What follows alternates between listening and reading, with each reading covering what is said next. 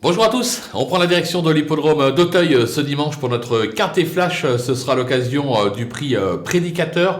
On va évoluer sur 3900 mètres, ce sera des S, c'est une listed, un lot de qualité. Ils seront 15 au départ puisque justement le numéro 15 est forfait de dernière minute. Une course qui s'annonce assez ouverte avec toutefois des valeurs sûres.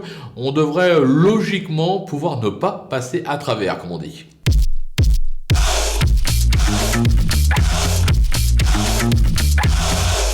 Allez, on attaque avec nos bases avec le numéro 1, Bonaparte Sizing. Son récent échec, on va l'oublier. Son mentor plaide coupable, pas assez de boulot, comme il a dit. Il a des titres à ce niveau. Je pense qu'il est capable de montrer un tout autre visage ce dimanche. Je le rachète vraiment en grande confiance. Le numéro 5, Lyon-Clermont, qui vient d'échouer derrière pour la gagne à ce niveau dans le Beugno. Les 300 mètres supplémentaires ne seront pas un souci pour lui. On en attend une logique confirmation. Le numéro 6, Carfani, le cheval a été supplémenté pour l'occasion. Sa récente troisième place dans le Souviens-toi parle pour lui.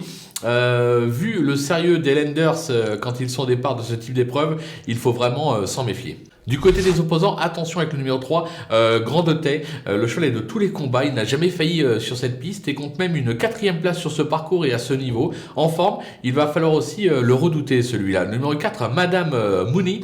Elle a montré toute l'étendue de ses moyens en se classant 3e d'un groupe 3 la saison dernière sur cette piste. Elle rentre, mais avec du boulot.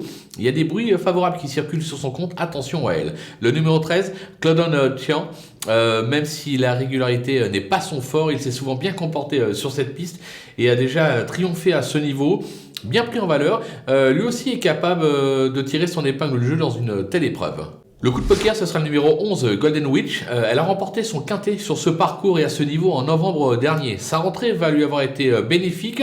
Je pense qu'elle va être montée sur cette sortie. Elle aussi est capable de brouiller les pistes et de faire afficher une belle cote. Attention à elle. Du côté des outsiders, on va bien évidemment se méfier du numéro 8, Follyful, qui vient de renouer avec le succès sur cette piste. Alors il a pris 5 livres de pénalité sur ce succès, ce qui complique un petit peu la donne, raison pour laquelle je le vois plus pour une place que pour la victoire. Le numéro 10, Elexil Perle, qui est irréprochable ces derniers mois, il a déjà bien fait Auteuil. Maintenant il monte de catégorie sans trop de marge au poids, raison pour laquelle là aussi je m'en méfie, mais plus pour les places que pour le podium. Le numéro 7, Éclair du Maffray.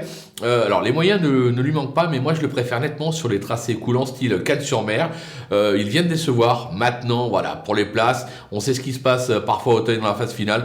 On peut pas l'empêcher de venir accrocher une 5e place, tout comme le numéro 12, McGuarty. Alors ce sauteur d'outre-Manche n'est jamais parvenu à scorer sur cette piste en 3 tentatives. Moi je pense qu'il est bien meilleur sur les tracés de province. Maintenant attention, l'entourage est assez confiant. Ils disent que le cheval est pris à sa valeur.